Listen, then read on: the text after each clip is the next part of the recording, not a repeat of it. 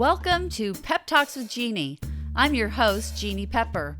I started doing Pep Talks as a way to inspire you to do intentional acts of kindness and to further the goals of Blaze It Forward. Since Pep Talks began, it has evolved, and now I use it to interview people actively making a difference in this world through their volunteerism, community service, or careers. My guests are all here because they have dedicated their lives to making this world a better place. Join us as we delve into the hopes, dreams, and aspirations of these truly inspiring and hardworking people. This season, we will be focusing on the quiet superheroes, the thoughtful, kind, and forward-thinking community-minded individuals that teach us about resiliency, abundance, and how we can turn trauma, tragedy, and life challenges into meaningful, intentional action to repair our world. Welcome to another episode of Pep Talks with Jeanne. I have in my studio today Valerie Hirsh. Thank you for joining us today. You're welcome. Thank you for having me. Yeah, Valerie is really special to me because she is one of the few people that witnessed me practice law many years ago. She and I both started our careers at the same law firm many moons ago. And unfortunately, after we both left that law firm, we both went on to do motherhood soon after and lost touch for a little bit, although we did cosmically run into each other a couple of times over the 25 years since we last saw each other. Just kind of interesting. Valerie remembers running into me at the hospital when I was pregnant with Bowie, which I vaguely remember that. I think it was when I was going to get one of those 4D, whatever it is, ultrasounds of the baby, which was unsuccessful. So... and stressful because it cost money back then. They didn't do those for free back then. And then the second time was when we were actually both, I was with Blaze and you were with Jack and your other son, and we ran into you at a Destination Imagination tournament because we were both coaches of Destination Imagination teams. And if you don't know what that is and you have young kids, look into it because it is the most cool, wonderful program. Amazing. It's one of the best things you can do with your kids if you aren't good at sports. Right. That would have been me. True. So I was thrilled that there was something else out there for me to be a coach for. And that was it. And I loved it. It was super fun. And actually, the year that we ran into you, Blaze went on to the big championships in Northern California. In Wonderful. Sacramento. Yeah. So that was a few years ago. And then Jay went on to do it too, but his team was less excited. Didn't go quite as far, but not as successful. Yeah. But the reason that Valerie is here is not my favorite reason, although I'm sure if this hadn't happened, that some other reason would have brought you here, something wonderful you were doing. But yeah, you want to tell us about your son, Jack? Yeah, I would love to. So my son, Jack, was diagnosed with Ewing sarcoma when he was actually 15 years old. What year was that? He was diagnosed in 2017. At 15.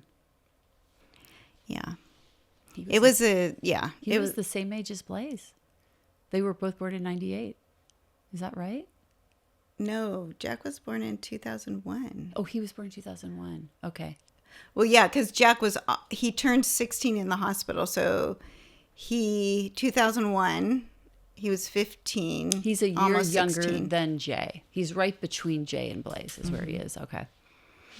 All right. We're going to edit the math problem out. I was just like trying to figure that one out in my brain. Okay, so he was 15 in 2017, and in 2018 Blaze was 19. So that makes perfect sense. Okay. Yeah.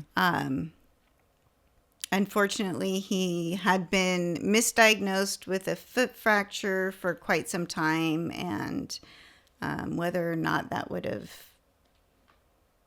saved his life, we don't know, but something that something to think about and hard to live with. But his foot was bothering him foot was bothering him. He played soccer. He was a runner, although a reluctant runner.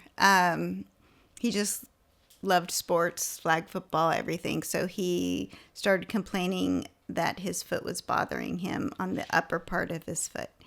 And we took him to an orthopedic specialist who ran tests and x-rays and diagnosed him with a stress fracture and had him in a boot.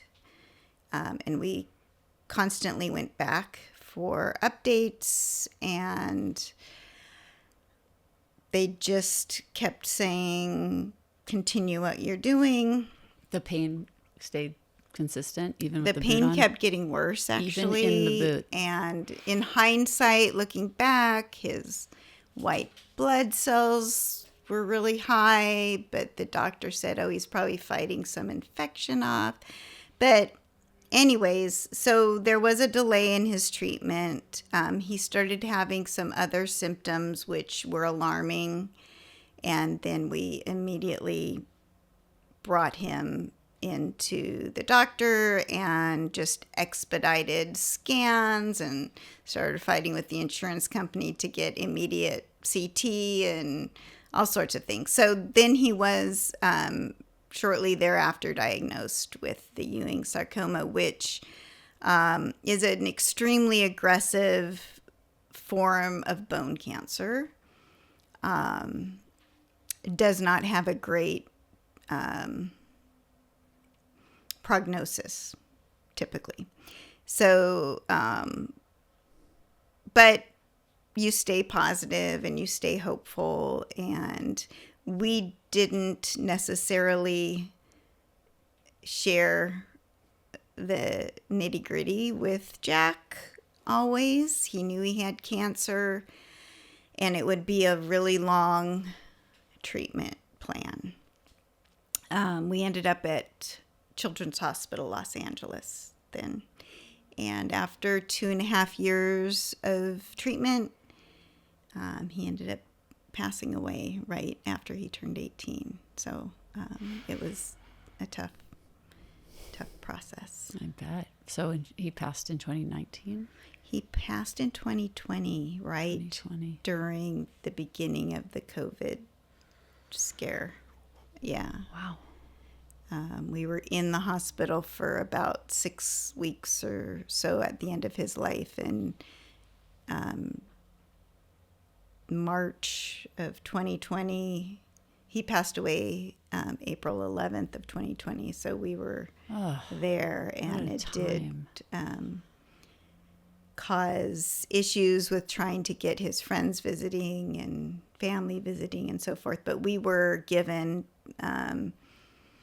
special approval to get a lot of people in. They knew it was the end of his life, and so they went above and beyond always for us there to help you get. Yeah. Wow, that's really dreadful. I was living through my own hell those 2 years after your diagnosis. So even 2017 was a rough year for me because Blaze was having his own issues that year that led up to him coming home from school and for that break. And I mean, we had all kinds of stuff that year as well. But wow, that we both were like going through such tragedy, such difficulty at the same time. Yeah. And I was in the hospital when I heard that Blaze was missing originally. Yeah. You actually heard about it while you were there. Yeah. We were getting treatment. Jack was being treated. And I know because I think you reached out to me. I remember. I did. I know you did. Yeah. And that's why I was so shocked that I hadn't put it together that you had gone through this with Jack.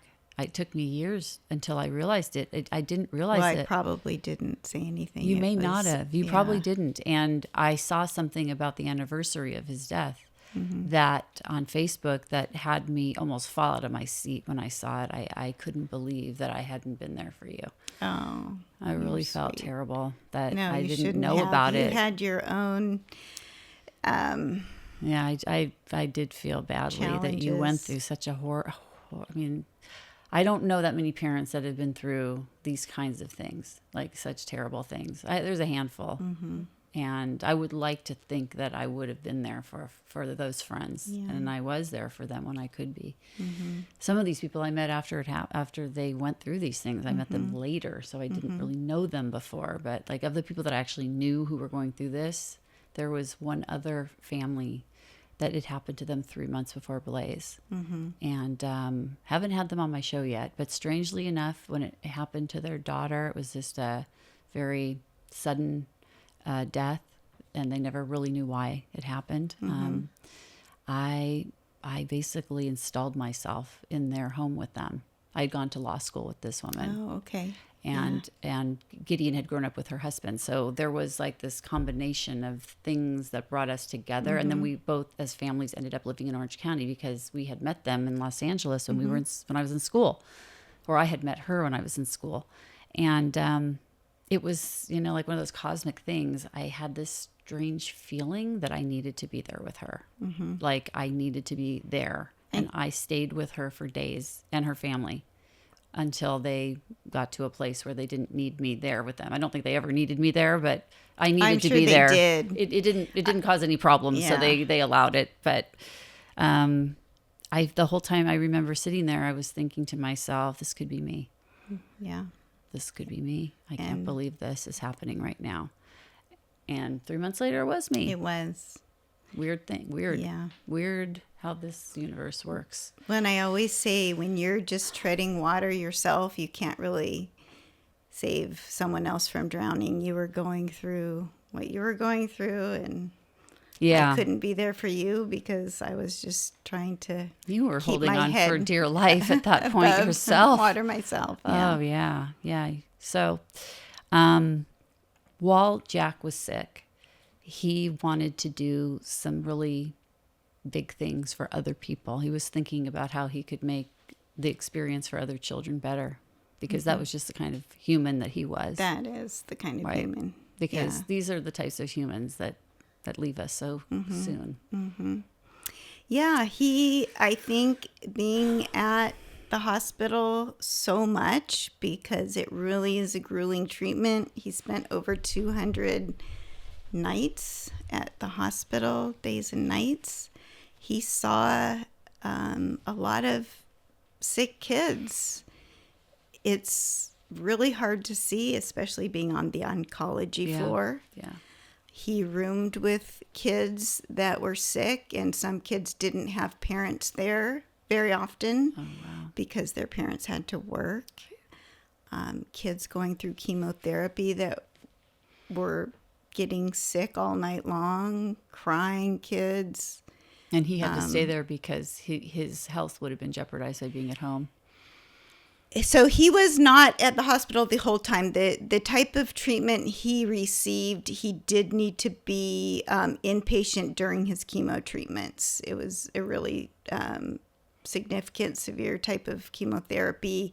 And so we would go in the hospital for about a week at a time for those treatments. We also went to the hospital for blood transfusions and a number of other treatments throughout the whole process. Lots of scans, obviously.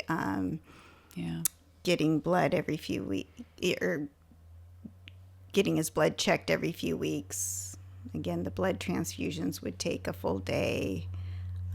So you're there a lot. Yeah. You pretty much back and forth. But the hardest part was when he was inpatient the entire time and he couldn't leave. And he was hooked up to an IV and he was getting his treatment and he was feeling sick, but at the same time seeing all these other children suffering. And the type of kid he was, he felt bad for them instead of feeling bad for himself. And he felt like when he was given the opportunity to have a Make-A-Wish, he did not want that. And he said he had enough on his own. He was very fortunate, and originally he declined the whole process. And the woman who was his Make-A-Wish ambassador, she was very persistent. She's a lovely, lovely woman. Give a shout out to Elena Leff. she thought, no, I know what kind of kid this is. Her daughter was a friend of his, and he needs something. So he eventually agreed that he would meet with her. And after she interviewed him and talked to him for a long time, he ended up wanting to put on a fundraiser to earn as much money as possible to help the other kids at CHLA. And we looked into that, and it couldn't be done because Make-A-Wish, being its own charity, couldn't raise money for another charitable organization in that manner. So after a lot of brainstorming and different ideas and Jack rejecting, trip to wherever or whatever else most kids choose, or a party, we found out we could give his, allotment is kind of like $4,500 as an average gift. And so we could give that, or he could give that to a charity that he chose, which we did some research and found Child Life kind of met his requirements. And we had been familiar with the Child Life program, having been in the hospital for so long, so many days. So the Child Life program, they employ Child Life specialists who come around to the kids that are inpatient and offer services and companionship, books to read, art therapy, music therapy.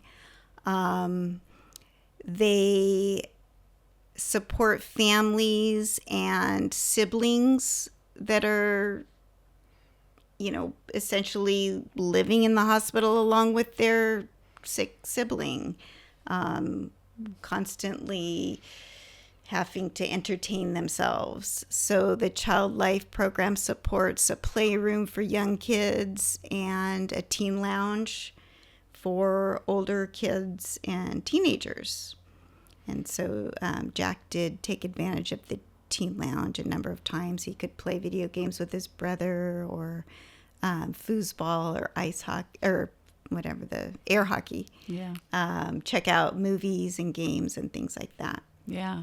Wow. So those are kind of the fun things the program does. And then on kind of the more medical side, they also assist families and children preparing for procedures and preparing for surgery, to calm them down, kind of give them information about what is going to happen.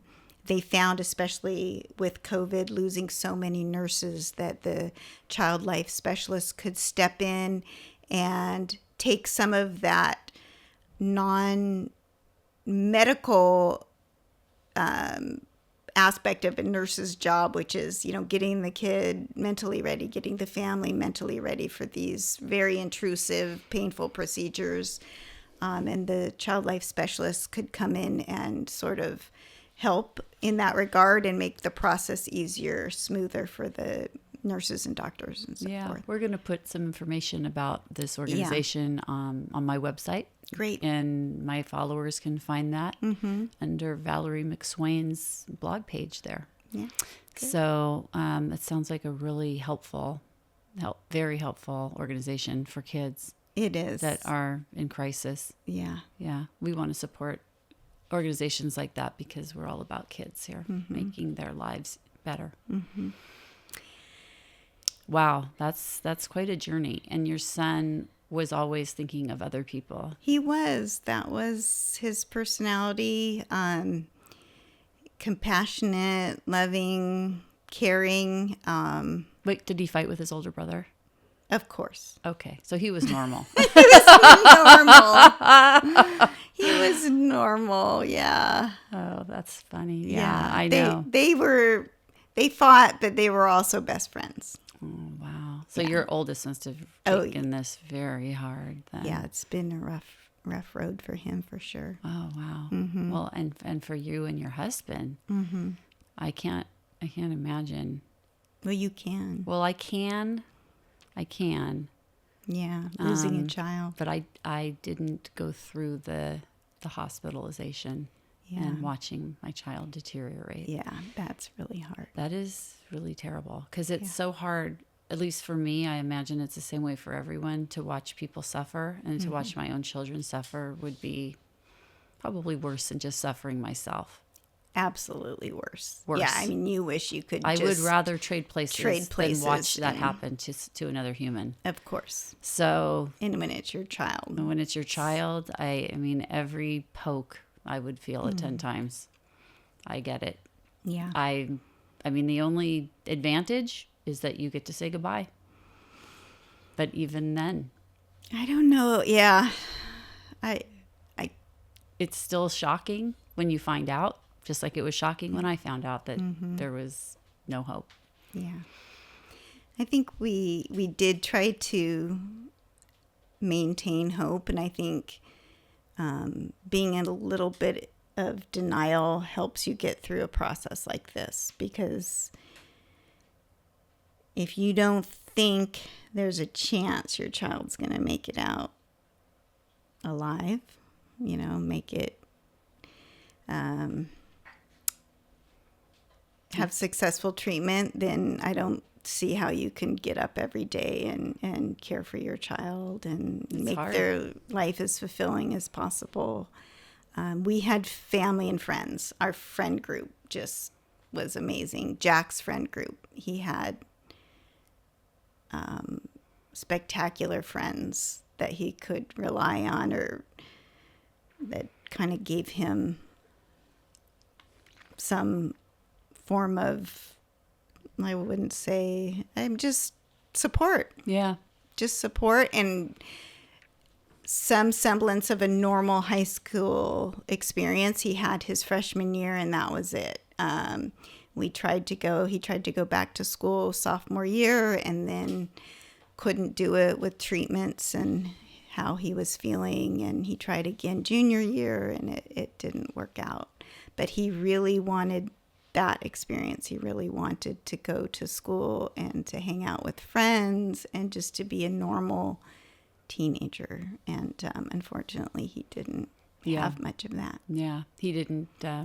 He celebrated his 16th birthday in the hospital. And this is again where programs like the Child Life program, I mean, if you can imagine, we were in the hospital for Thanksgiving one year. We were there all the way up almost till Christmas, and they allowed us to go home for Christmas. We were there for birthdays, and it's just, it's heartbreaking. It really is. And I have to say that this happened to your family is the most unfair thing in the world. Not that anyone deserves to go through this, but your family is so kind and generous, that's sweet of you, and Jeannie, peaceful and caring. No one deserves it. No one deserves it, but gosh, I kind of wish crummy people would have I this know. happen to them instead. But, we can't go there. We I can't go there. know. It doesn't happen that way. Just like, it doesn't happen to people that are in prison. It happens to people that aren't. I know. And we don't know why. But like Blaze, you have to think, kids like Blaze and Jack, they touch so many people. yes. And continue to. And Jack continues to touch people, not only through the endowment that we started in his name, but also his friends still reach out to us. I mean, he had so many lives that he touched, just like Blaze. And so maybe that's why, maybe it was meant that these people are only here for a short time to bring some good to an otherwise not so great. Yeah, I like to think of it kind of as maybe we all have a choice before we come here. And we know that we're going to have a short life, but it's going to be rich. Maybe. It's going to be rich with caring family and great life experiences and lots of love and so much abundance that they feel like they can give to others. Yeah. I mean, to live an abundant life like Jack did, that he didn't need anything from Make-A-Wish, says a lot about the life that he had. He felt abundant. He felt fortunate. He always did. He had so much, even though you weren't living like kings, you were a normal family. Mm-hmm. You know, he still felt like whatever it is that makes people feel abundant, like they have everything that they want. Content. You gave it to him. Yeah. And that was a real gift you gave your son. So maybe he knew that it was going to be a short life, and it was going to be he was going to have the most amazing parents in the world, and maybe that was enough. Oh. Oh, yeah, you know, these things. But, you know, only parents that have been through this horror can imagine these reasons, would ever even think of these things, because you don't want to think about this stuff, believe me. I mean, it's always a parent's greatest fear, right? To lose a child. Yeah. And I think one thing I learned was whatever that fear is and whatever you think it's going to feel like, it is so much harder and so much worse than you can even bring yourself to imagine. Yeah. I know people And so say to you- me, I can't imagine. And I And say, so no, you don't can't. even Yeah, try. There's no you point. can't. You don't want to. And people would say things and then say, oh, I'm sorry. Did I make you sad? Or did I say the wrong thing? And I would say, there's nothing you can say that's going to make me feel worse than I already feel about losing a child. That's and a I good know response. you don't know what it feels like. So I'm not offended, and Yeah, you I haven't caused can't any be. damage, so don't worry about it. I Yeah. know. And how would you know what to say? I wouldn't know what to say. I don't know what to say. Yeah, I don't know what to When say to people other lose people. something like this, there's no words. There's the only thing that you can do is offer a shoulder. Support.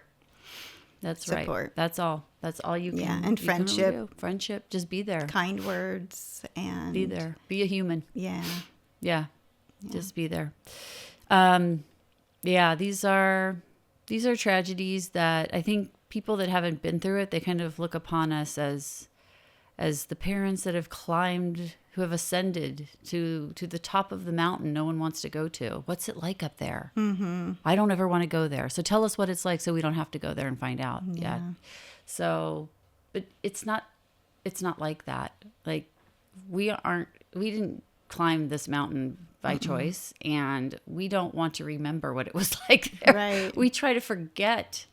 We just want to remember the good Remember parts. our children. We just want to remember the life, not the end. We want to remember the beginning. We want to remember the journey with them, what we learned from them, all the millions of decisions that we had to make as a parent. Yeah. And maybe a few that were great decisions that changed their lives for the better. I think every parent probably can pat themselves on the back here and there for that. You know, it's nice to think about those things that we did that we know didn't cause anyone to suffer, because, you know, as parents, we question whether we've made our children suffer because of we pushed them too hard. We didn't push them enough. We didn't discipline them appropriately. We didn't discipline them enough. You know, there's so many, you question every little thing you did as a parent, especially when you are at this point where all that there is for time for you to now look back and critique yourself and what happened. And that's not where we want to be. Right. And nobody wants to. So don't imagine it. Don't think about it. Just be the best human you can be to your children and around your children. That's great advice. Yeah, that's all that you can do, really. And pray this doesn't happen, because you can't. There's nothing we can do to prevent these things from happening. There just isn't. Right. And even there are some accidents that happen that parents were kind of involved because they were neglectful. But when you have teenagers, it's not like that. Yeah. You can't do any. They're adults. They move and do and live.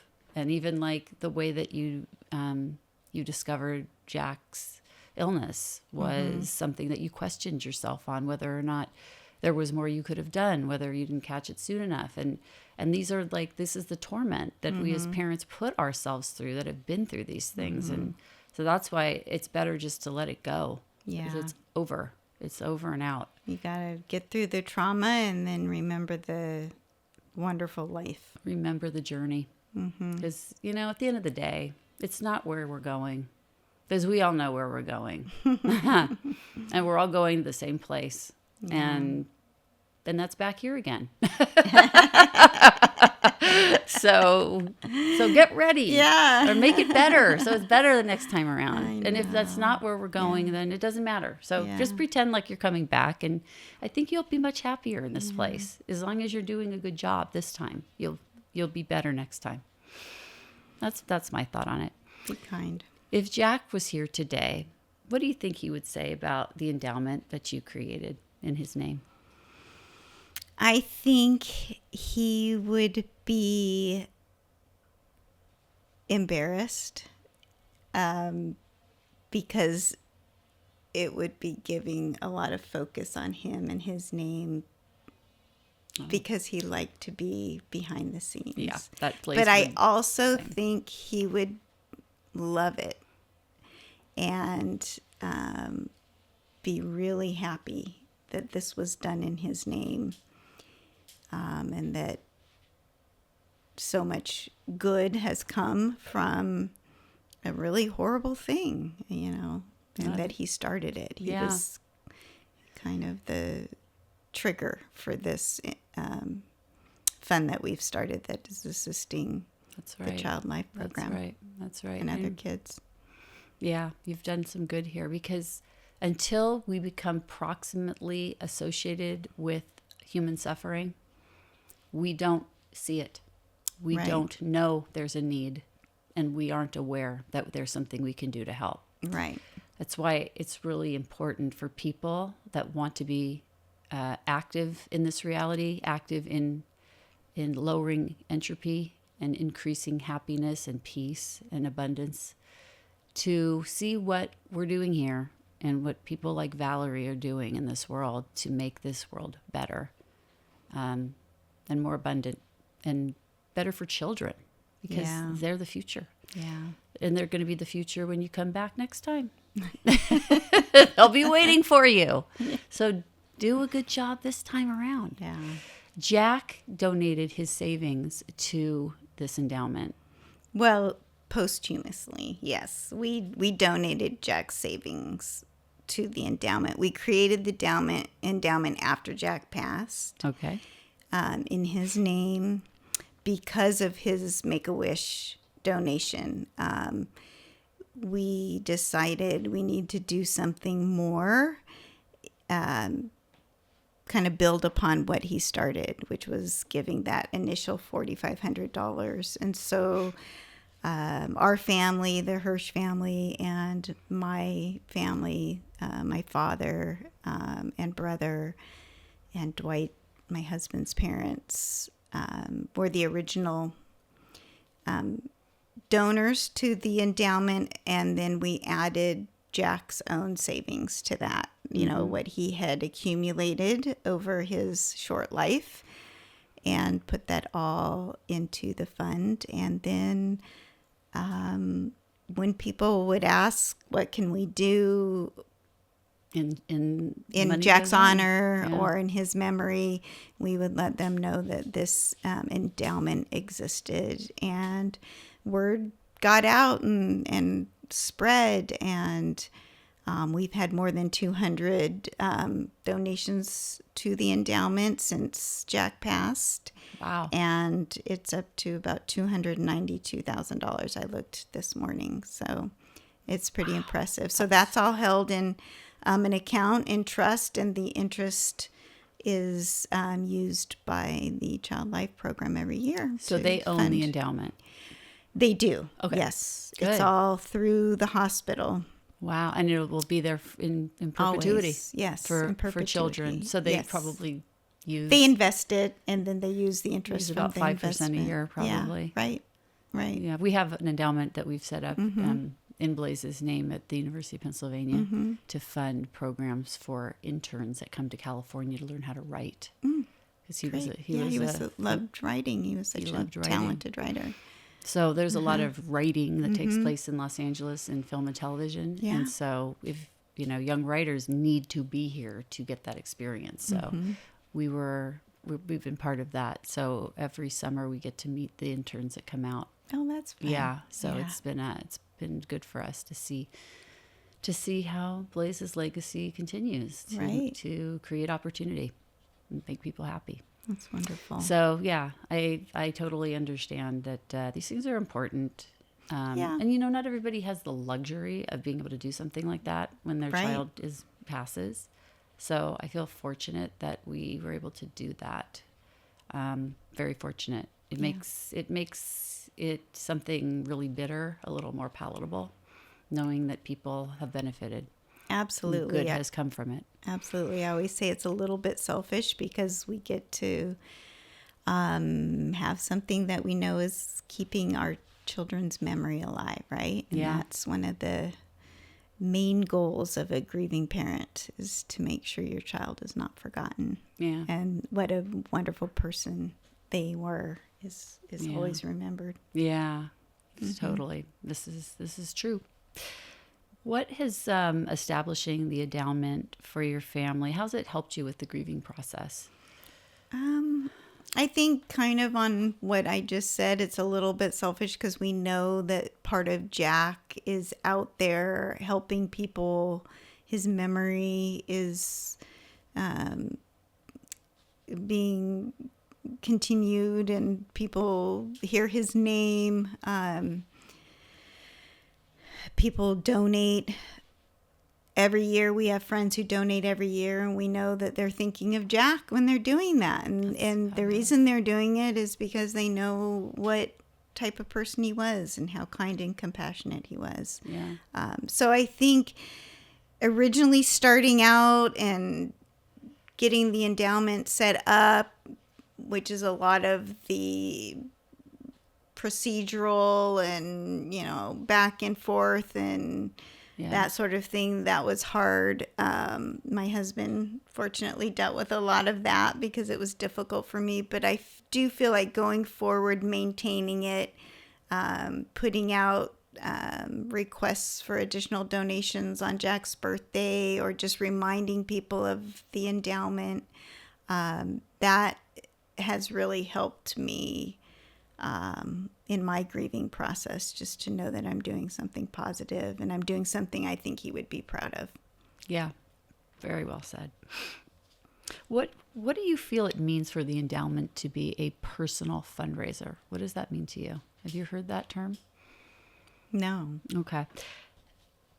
It must be something that's in your literature for it, because personal fundraising page. Yeah. Oh, okay. So I think it's because CHLA has, the general fund, and most donations, if you just donate to the hospital, goes into their general fund.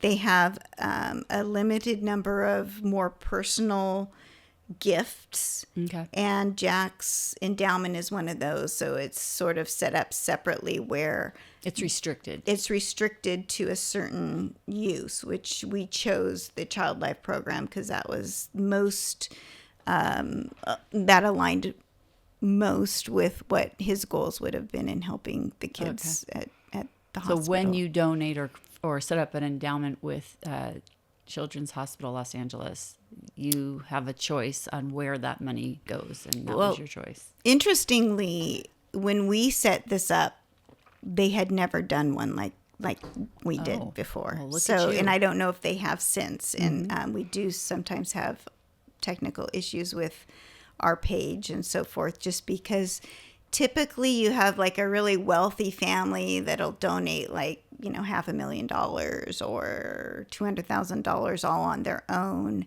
And then they get this private page and acknowledgement and so forth. But what we wanted was something ongoing that people could continue to donate to, and that the fund would continue to grow. Yeah. And then also operate as an endowment and that it would, pay out to the Child Life Program. So we were unique, and it took quite a while to get this going and for them to be able to host the page on their site, because it was a little bit different from anything they'd done before. Yeah. You brought a bunch of interesting books here that look like they're pictures of Jack and what made his life so special. Do you want to show us what's in there? Yeah, I just brought some things that, in case it came up. We talk about community support, and it takes a village, and we had that. So much community support. At one point, a number of people put together a Team Jack 5K where the community came out and just got together and either walked or ran a 5K. My husband's a big runner, and he has a group of friends that run, and they put that together. Another one of our friends created the t-shirts. Someone else created hats, and it wasn't a fundraiser or anything. It was just to show support for Jack. Yeah. And just to show him, everybody was thinking of him and hoping that he would successfully beat cancer, which unfortunately he didn't. But this was something that happened along the way. And then I brought a book of, this shows who Jack was. He passed away at the beginning of COVID. We didn't organize this. We couldn't have a memorial for him, but people drove by our house, and the cars just lined up down the street and around the neighborhood, and people just drove by our house and honked and showed their support after Jack passed away. And then all of his friends put this book together and wrote kind things about Jack and about who he was and what he meant to them, and pictures, and it was just very touching. It just shows how many lives he really touched, and what type of person he was. Amazing. Yeah, some of the comments in this book are about who he was as a person.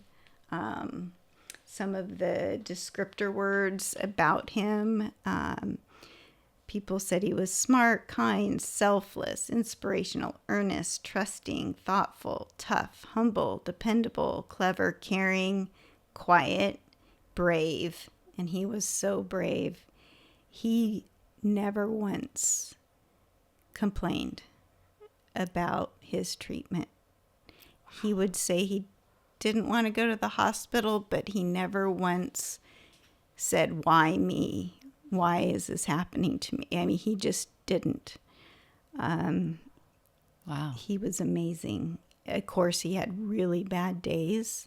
Yeah. Where he was in a lot of pain, but wow. He just wasn't that type of kid. They said he was never judgmental about other people. He was a stellar teammate. He had a gigantic heart. He knows what matters. He makes people smile. He makes people around him feel special. And these were things that people said about him when he was still living. It wasn't something that they said after he had passed away. Yeah. Then we have multiple comments and wonderful letters from his friends about who he was and what he meant to them. And it's moving. It was moving for us to realize that he touched people in the way he did.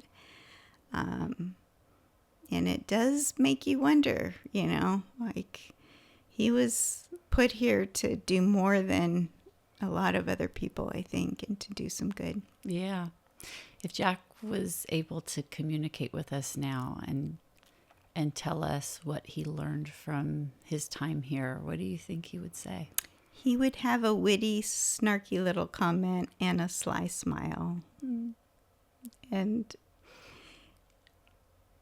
he would chuckle and didn't take things too seriously.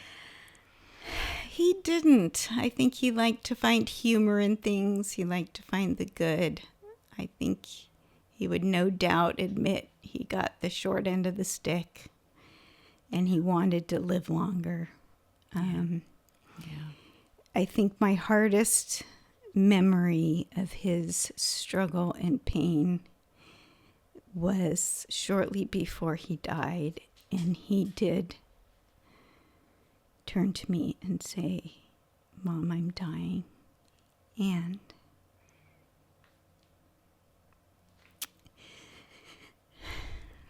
that's hard to hear your child say. I can't. I've never heard anybody say that. So to hear a child say that would probably take the wind out of me. Yeah. I mean, we were his supporters through this whole thing, just kind of rah, let's go. Another day at the hospital. You got this. You know, we're going to organize something that you can look forward to while you're there. Friends came up to visit him. His friends would take the train to LA on their own and come visit him, or parents of friends would drive their kids all the way to Los Angeles and just have dinner with him while he was in the hospital, or come sit and talk to him. It really or play showed games. how much they wanted to be there, because it was not easy to get there. And you just every day have to think, you know, get up and let's go and let's get through this day without breaking down and just being crawling strong in a ball. And I know, because you don't want him to see you like that. You don't want to see. Yeah.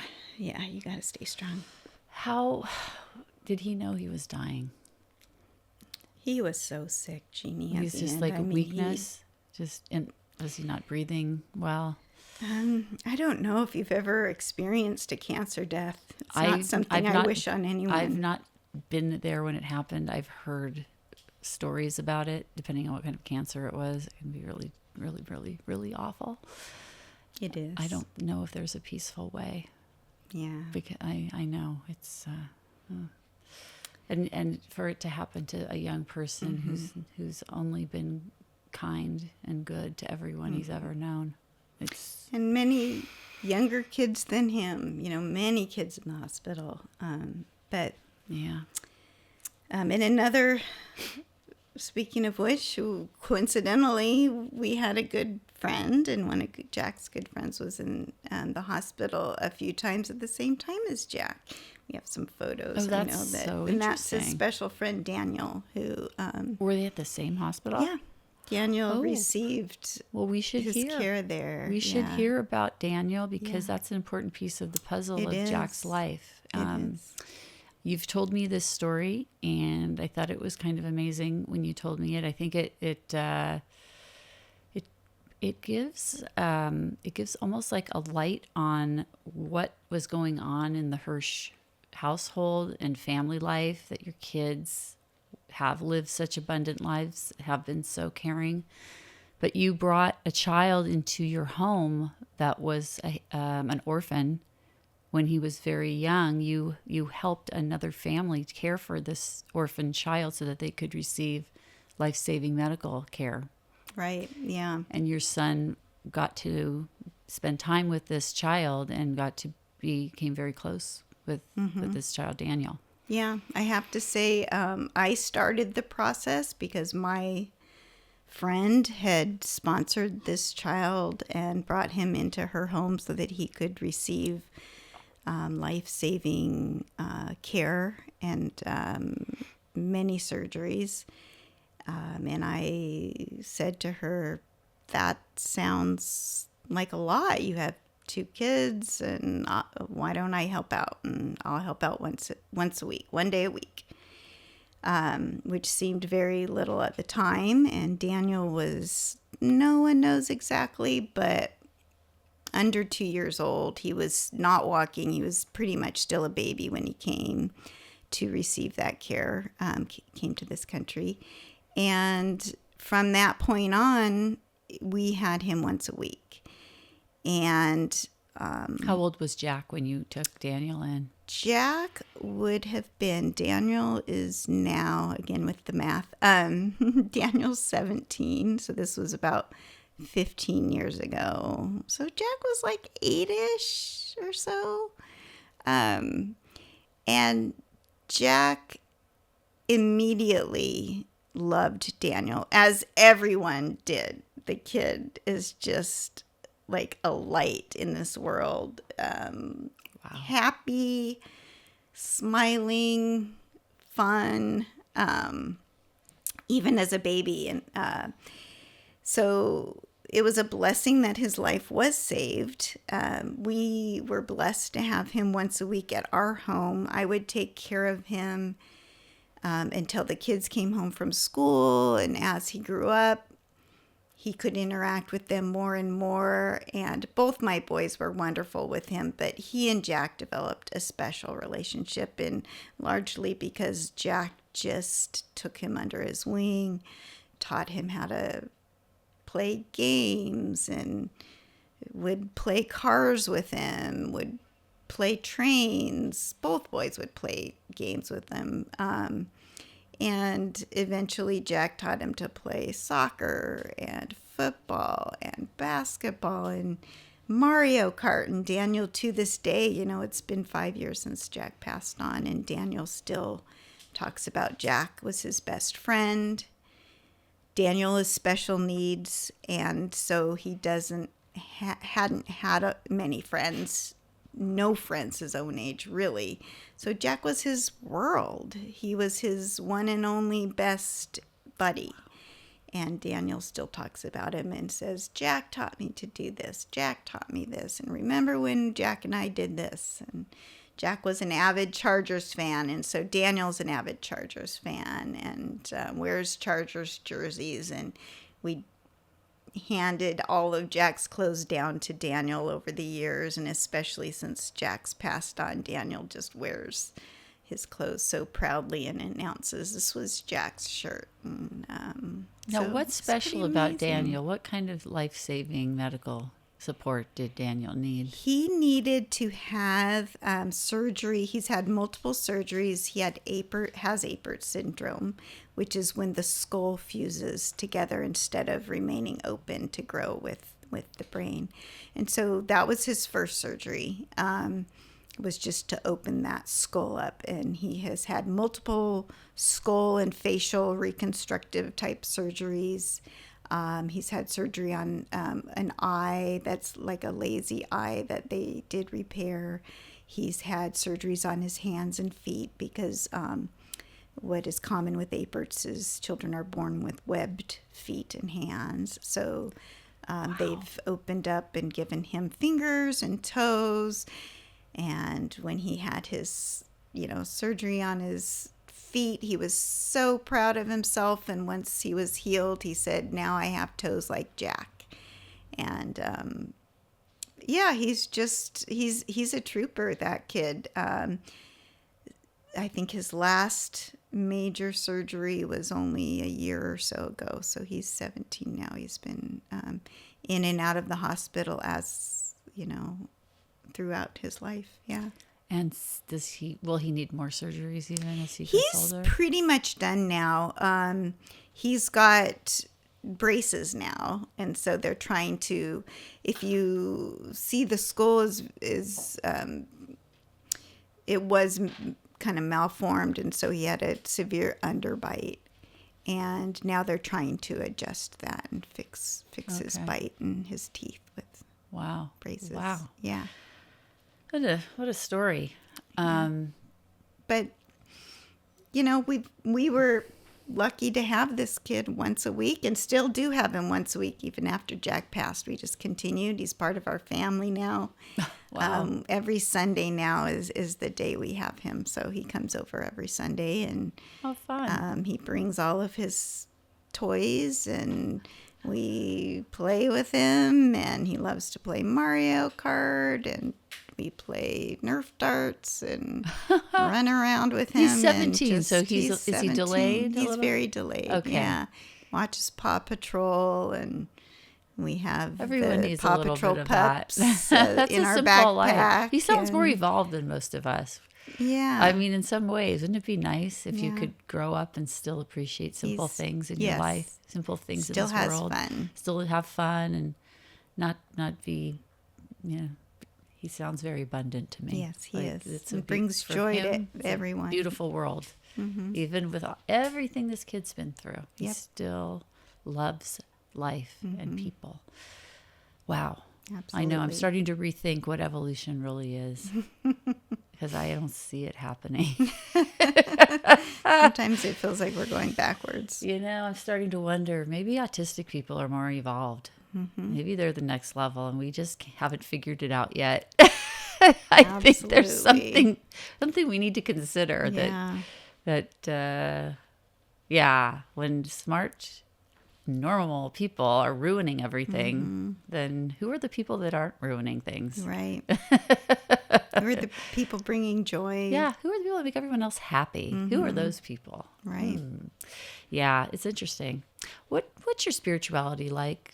Are you religious? Like, has it changed with what you've been through? Oh gosh, yeah. That's a tough one. I was raised Catholic, as was my husband. And we did start bringing our children into the Catholic faith. The boys were baptized and did First Communion. But I think there's a lot with the Catholic Church we had a problem with. A lot of the abuse and cover up, that whole scandal that really kind of makes you, when you have children, especially, sit up and take notice. And so we've strayed from that. I definitely prayed when Jack was sick. So you believe in a higher power. I think I do, but I'm not sure, especially now. Well, you prayed. It didn't work. It didn't work. Well, yeah. No one listened. So, yeah, it's hard not to, I think, when you've been indoctrinated into a religion your whole life. Like, how do you not believe there's something, right? I like to believe that Jack is up there in a better place. I think that helps you grieve. I think it helps you move on. My mom passed away shortly before Jack did, and I mean, if I could think like, well, maybe he's with her, that helps you feel better. When maybe logically I don't believe that, but it does help you to believe that. So yeah, I think you and I have talked a lot. I could go on about organized religion and so forth, but I feel like I have a spirituality. I feel like it's just more important just to be a good person and just to do good things. Yeah. And to love your neighbor, right? Yeah. So you'll take the 10 Commandments. You're into that? I think everyone should love their neighbor. I think that's not a hard ask. It's not, right? Well, in some neighborhoods it might be harder than others. Yeah. I mean, it is hard. I'm not going to name a neighborhood, but you don't live there. Some people are hard to love, but I don't know. I think it's much easier to love people in your neighborhood than I don't know. I'll take that Come visit back. my neighborhood. No, I'm kidding. We have wonderful people in our neighborhood. You do. But, yeah. like everywhere, it's sometimes hard. But no, I feel like living a life like Jack lived, which was doing good. I know. And being a good person and trying to help other people. It always amazes me how much we can learn from young people. Like, I wonder, are these young people, were they destined to be great adults, or do we somehow lose that specialness of youth when we transition into adulthood? Do we forget what it was like before we started prejudging every situation, before we started having life experiences that jaded us and made us cynical? No, that's true. I mean, I think many of us start out like Jack and like Blaze, very idealistic and abundant people because they grew up with abundance. But then It gets harder. Life is gets it's a harsh place. in the way. Oh, and yeah. I mean, you're different. I remember you from when we first met, and I'm sure you remember me from back then. We were a lot different before we were parents. Completely different. Life was a much more abundant place when we only had to pay for the things that made us happy.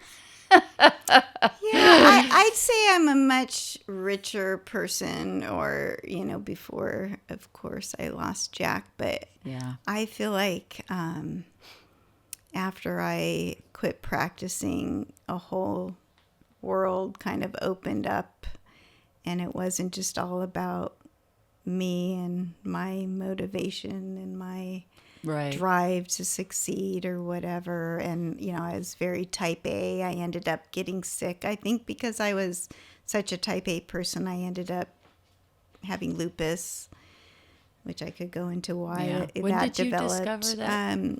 Actually, shortly after Jack was born, I was diagnosed, and I did get quite sick. Oh, wow.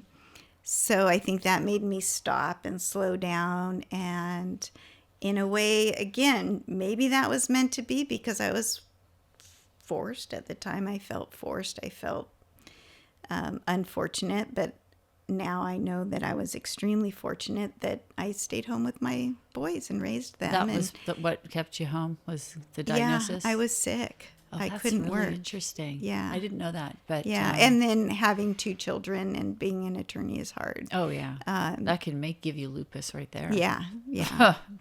No joke. So, I've changed a lot, obviously, since we were both young, bright-eyed, motivated go-getters, right? Working 12-hour days. Oh, yeah. Yeah. Yes, long hours.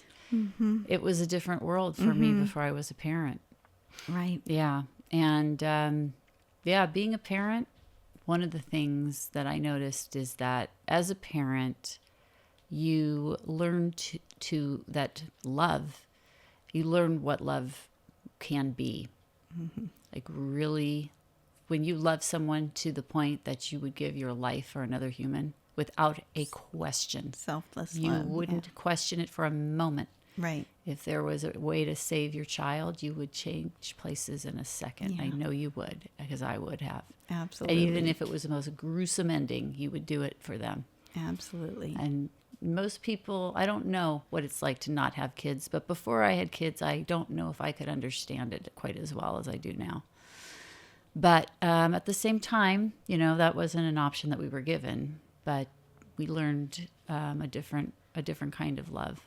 Mm-hmm. That's very, very intense and very tied to this world, to this place, this reality. And we don't know what comes after. We don't know what was here before. We just carry on. Yeah. A lot of unknowns. A lot of unknowns here. And we're not going to figure it out. We're not going to have a great discovery and find a way to communicate with our loved ones that are gone. No. That probably won't happen. Although some people... If I find a way, I'll let you know. Yeah, let me know. I'll let you borrow my telephone. Exactly.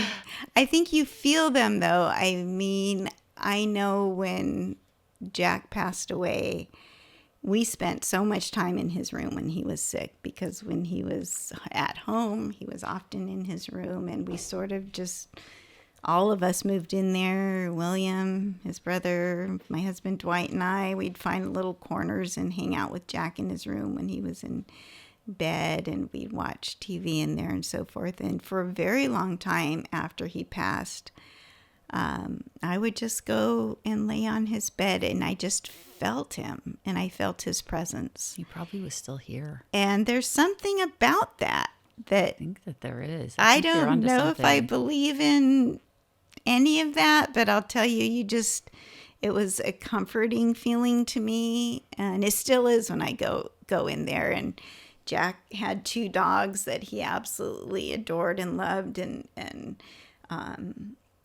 his dog Charger, who he named after the back then San Diego Chargers, now the Los Angeles Chargers, would always run and jump on Jack's bed. And so for a number of years, he would just run and jump on Jack's bed, and I would sit down with him or lay there with him, and we would just both hang out there. And I do have an interesting story because, again, like, I'm not that spiritual or believe in things or mystical. I don't know what you would call it. But on Jack's birthday, so we had a lot of water intrusion over a couple of winters ago. And so Jack's room was kind of torn apart. They were investigating the leak and tore the house apart. So we kept the door closed during that time, especially in the winter, because it was really cold with not having much of insulation there. So the door was closed, and Charger hadn't been in Jack's room for a while since that had happened, nor had I too much. And on Jack's birthday, Charger stood in front of the door and cried to be let into Jack's room.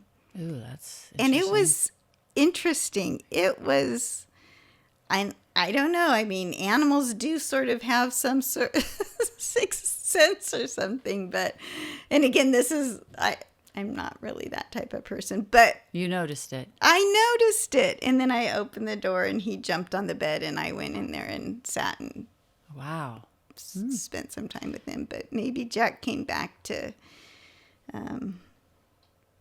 see his dog on his birthday. I don't know. Wow. Well, that makes you think. It makes you think. Yeah. And with that, I'm going to say thank you for being here. Thank you for having me. I appreciate it. Oh, I'm really glad. It's been a great opportunity to talk to you, and I'm glad you shared your story. I think it will help people. I think it will help people struggling with loss and who are going through hard things like this. Yeah. There is a light at the end of the tunnel. Valerie has shown you what it looks like. Well, it's not the same. But you and I are still here, and that's encouraging. It's meaningful. It is a meaningful existence, even when part of your dream of life is not here anymore. It's still important.